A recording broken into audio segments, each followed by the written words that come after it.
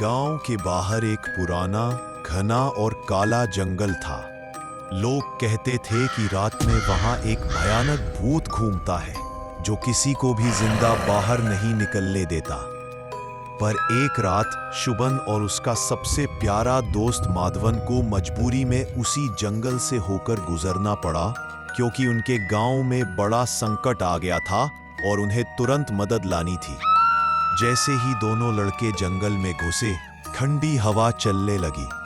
पेड़ों के बीच से साए साए की आवाजें, अचानक टूटती डालियों की खड़खड़ और अंधेरे में चमकती पीली आंखें, जैसे कोई उनका पीछा कर रहा हो। अचानक रास्ते में एक लंबा पतला काला साया दिखाई दिया। कुछ ही सेकंड में वह साया उनके सामने आ खड़ा हुआ। वही डरावना भूत। उसका चेहरा आधा जला हुआ, आंखें खून जैसी लाल और मुंह से काले धुएं के गुबार निकल रहे थे। गहरे स्वर में बोला, कोई भी इस जंगल को पार नहीं कर सकता।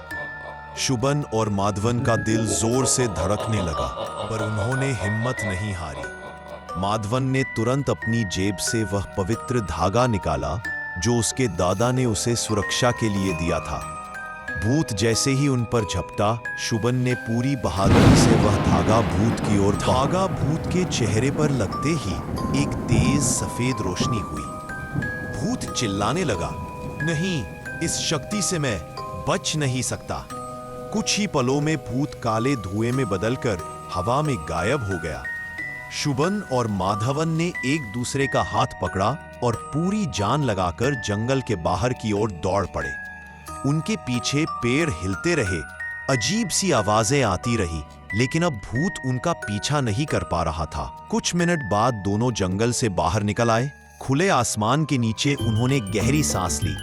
माधवन बोला, शुभन, हम बच गए। हमने असली बहादुरी दिखाई। शुभन मुस्कुराया और बोला, डर कितना भी बड़ा क्यों न हो, दोस्ती उससे हमेशा बड़ी होती है। और दोनों सुरक्षित अपने गांव की ओर चल पड़े।